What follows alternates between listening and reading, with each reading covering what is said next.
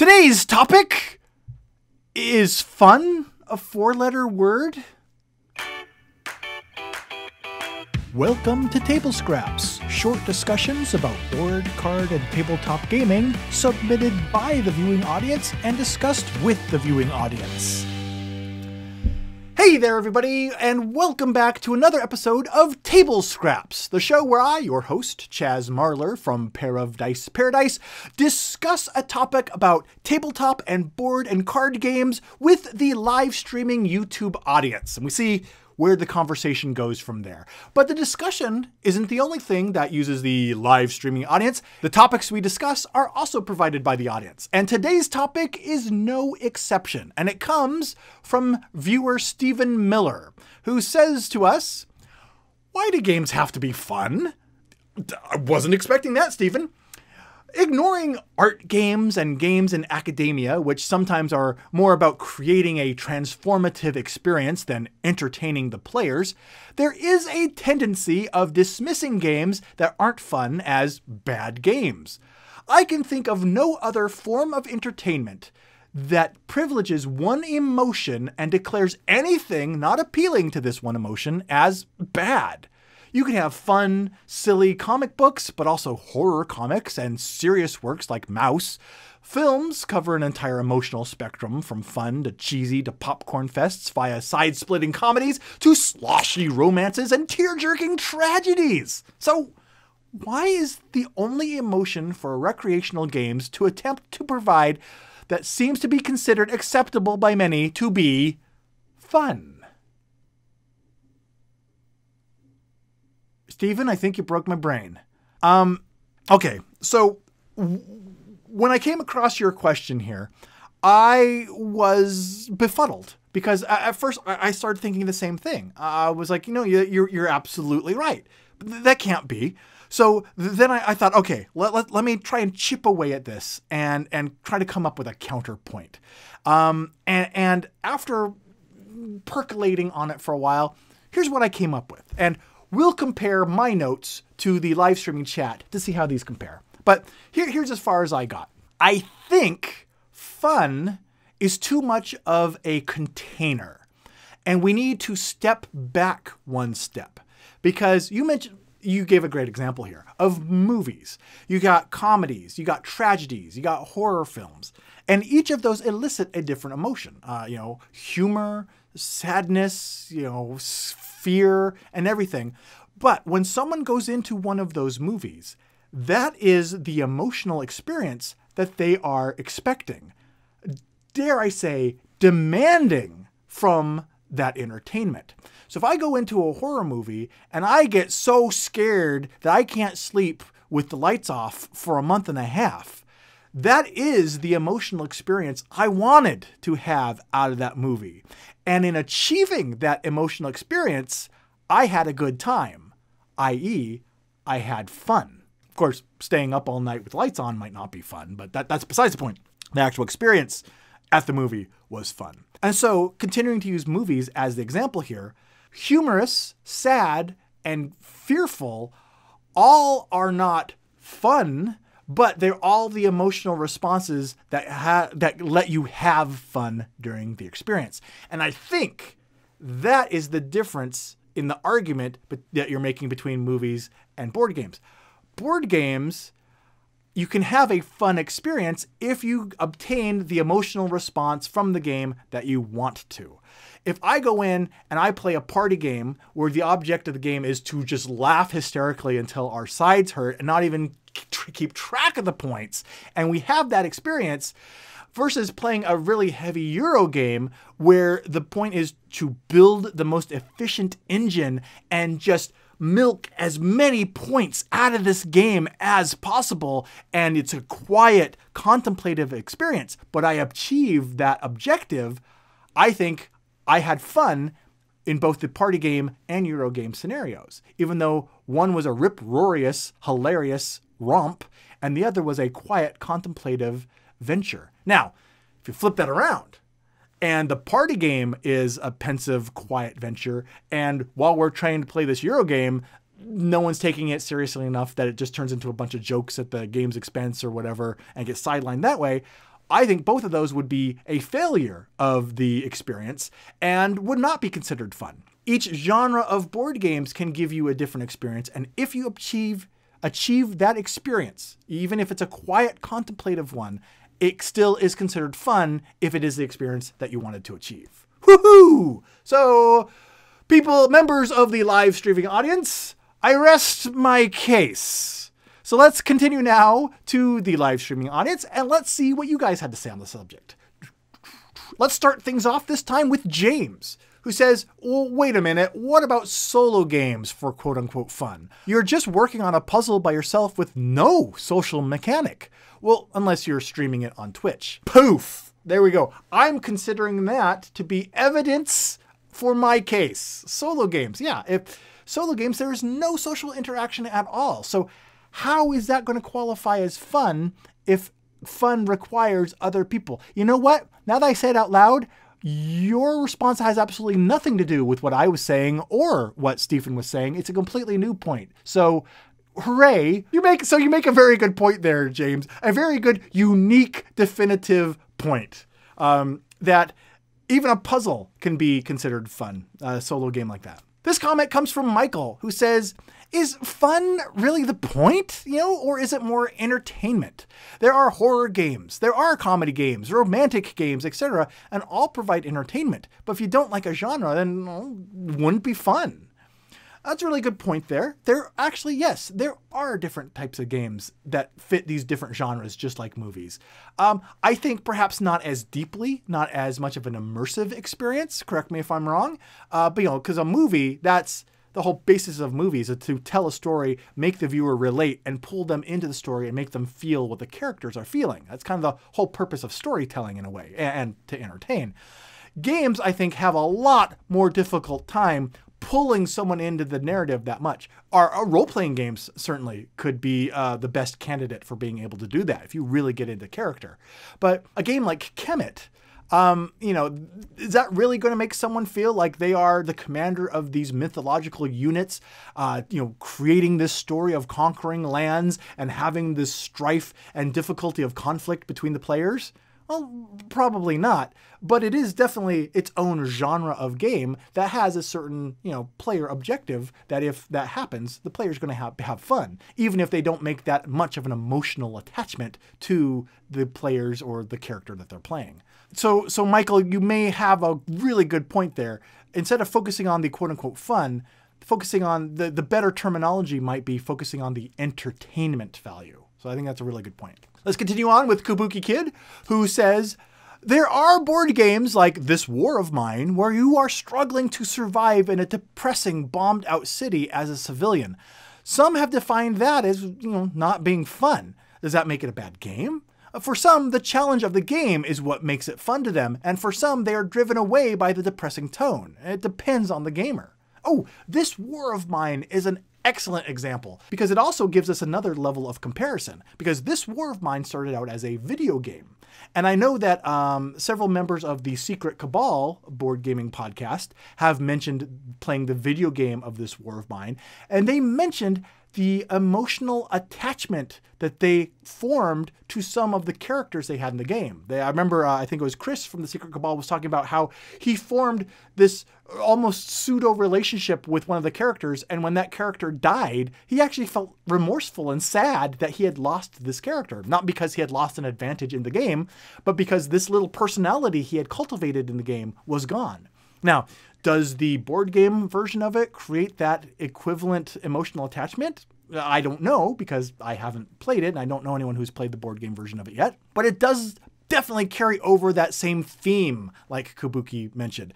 And it tries to immerse the players with getting the theme set up right from the get-go. And hopefully the characters are just a continuation of that extension of emotional attachment that the theme will build. And again, that theme's not for everybody. But then again, all genre of movies are not for everybody. I don't like horror movies myself, and in fact, I avoid them.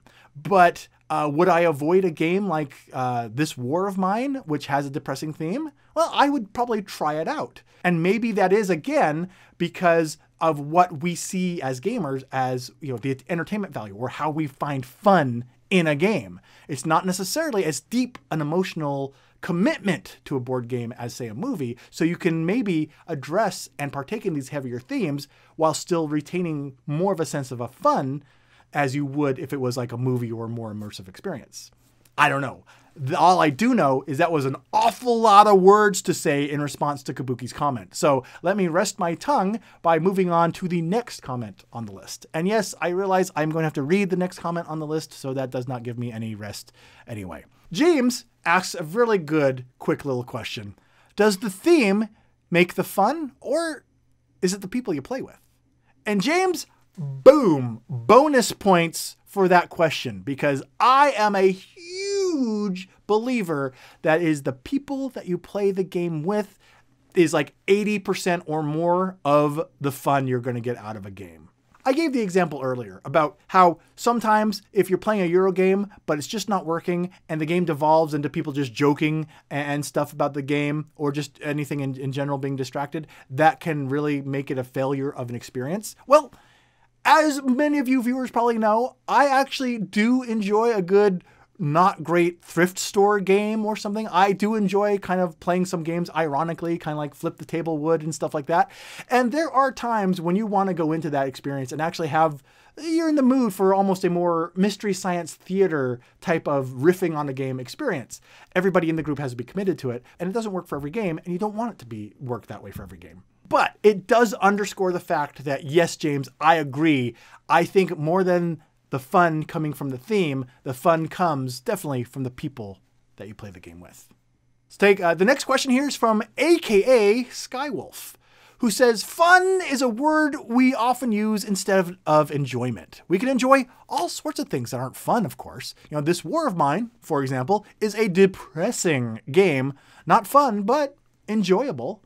Oh, there we go. SkyWolf, I like how you broke down the verbiage there, enjoyment versus fun. I think that's the right track for this conversation to be going on, is to try and pinpoint what is the most accurate language we can use for this to really find out what we're looking for in board games. So I like that. Let's keep it going. Michael says, don't know that I would put Underground Railroad in as a fun game, but it can definitely be entertaining. Yeah, that's a really good point. We talked about this War of Mine, but Underground Railroad, these games can have very heavy themes. And if, some of them are going to be approached very seriously. Some of them are going to be approached just as kind of the setting for the players to make of it, whatever they want to. So I agree where a game that has that type of heavier, more serious theme definitely might not come across as fun, but it might come across as very intellectually entertaining. So yeah, I agree. This, again, I think this underscores how this level of enjoyment can have many, many different layers depending on the genre and the themes of the game. Kabuki asks a question here, tying this back into movies. Is Schindler's List a fun movie? No. Is it a great movie? Yes. It also may determine how many times you decide to revisit that movie, though. Fun movies will get more watches. Okay, so let me back up the argument I've been making, because where you said fun movies will get more watch time, is a fun game going to get more plays? Or is a more challenging game, or a game that's more well-designed, or a game with a theme you like? What is the determining factor that's going to make a game you like hit the table more often? Is it fun or something else? I don't know. Still don't know. So, but you've made me think, and it kind of hurt, stung a little bit, but I appreciate it.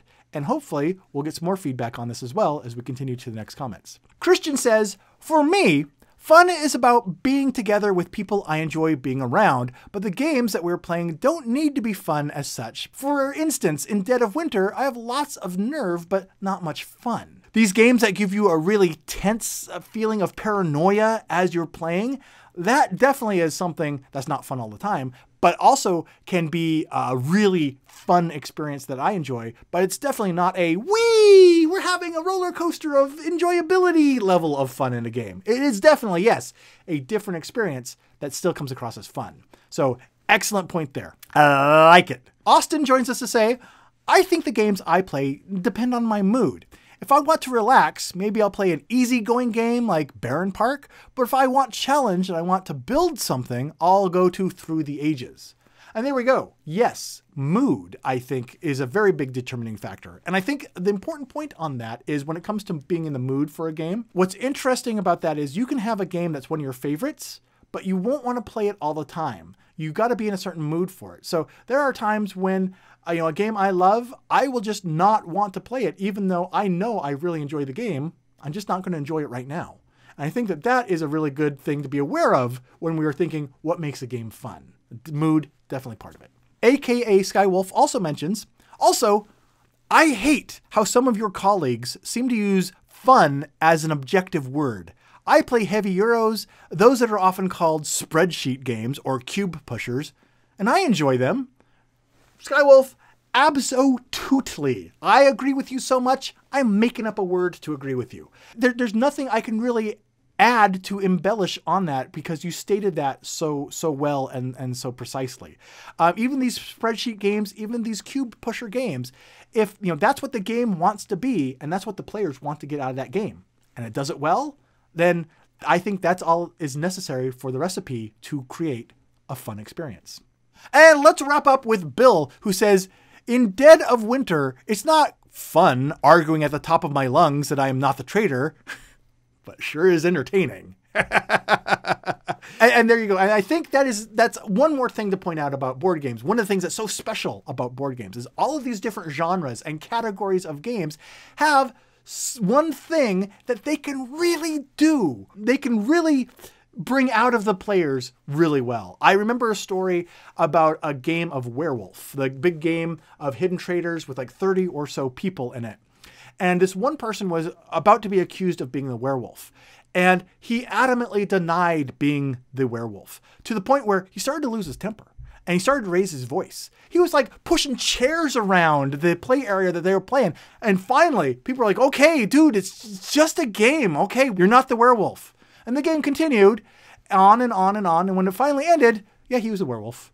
And the entire thing, him losing his temper, throwing chairs around, it was all an act. He was acting.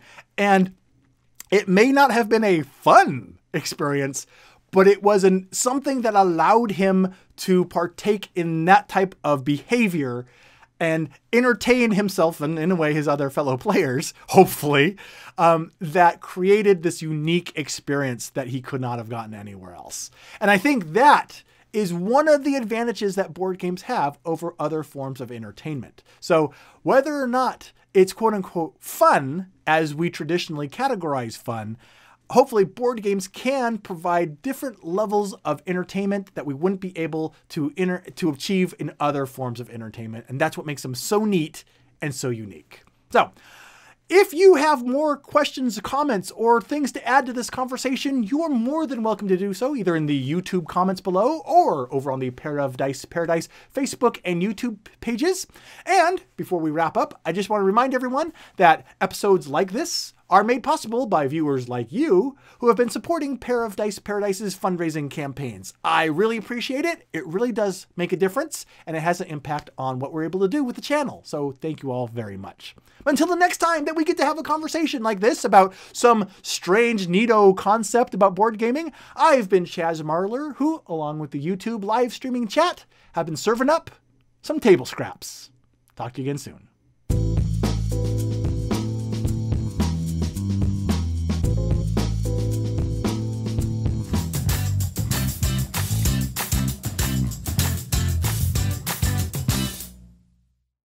Sorry, the comments jumped really bad. And I found them! Yay!